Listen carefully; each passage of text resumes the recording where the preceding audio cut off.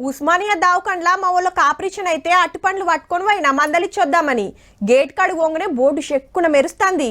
ఇక లోపలికి పోతేముంది పాత బంగ్లా షెత్తు షెక్కినట్టుంది. గోడలకు మరకలు ఊసిపోతున్న కిటికీలు అంత ఆగమాగం అనిపించింది. మళ్ళా ఈడోట ఆడోటు ఉన్నాయి. అంతా తిరగాలంటే తాతలు యాదికొచ్చి తట్టుర్రు. కానీ ట్రీట్మెంట్ అయితే మస్తుందబ్బా. పేరువైన డాక్టర్లు ఉంటారాయే. దావకన సుత మంచుకుంటే పేషెంట్లు ఇంకింత మందొద్దురు అనుకున్నా. ఓ 3 ఏళ్లైతే ప్రైవేటు దావకనోళ్లకు జేజమ్మ అయితే తీయుర్రి.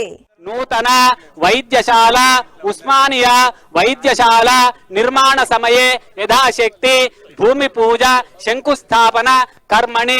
రైట్. ఉస్మానియా కొత్త దవాఖాన కట్టే పని చాలా అయ్యింది. ముఖ్యమంత్రి సారు మంత్రులు ఆఫీసర్లు వచ్చి భూమి పూజలు చేసిండ్రు. గోషమాయిలో 26 ఎకరాల జాగల 12 అంతరాలలో 2000 మంచాలు 30 సూపర్ స్పెషాలిటీ సకల సౌలతులు ఉంటాయి. 2700 కోట్లు ఖర్చు పెట్టి 3 ఏళ్ల లోపలనే రిబ్బన్ కటింగ్ చేయాలనేది సర్కార్ ప్లాను.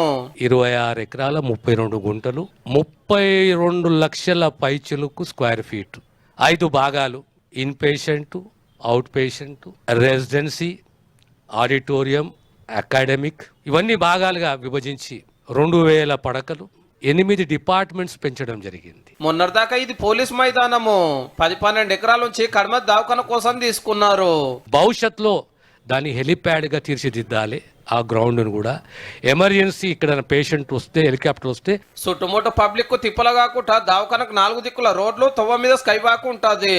ఇప్పుడు ఉన్నది కట్టి ఏం తక్కువ 115 ఏళ్ల కిందట నిజాం నవాబు కట్టించిండు.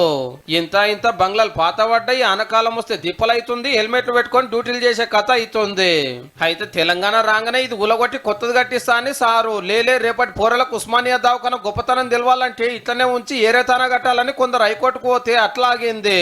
ఈ గవర్నమెంట్ రాగానే పక్కకున్న గోషమాయిల్ పోలీస్ మైదానంలో కొత్త బంగ్లా కడుతురు అన్నట్టు. ఓం శాంతి. Very good. ఇదైనాక రంగారెడ్డి జిల్లాలో మొగిల్గిద్ద హై స్కూల్ 150 ఏళ్ల పండుగకు వచ్చిండు CM Revanth Reddy sir. Diet charges, cosmetic charges 10 సంవత్సరాలు పెంచకపోతే డైట్ చార్జెస్ ఏమో 40%, కాస్మెటిక్ చార్జెస్ 200% పెంచి ఈ రోజు మంచి భోజనం పెట్టాలి.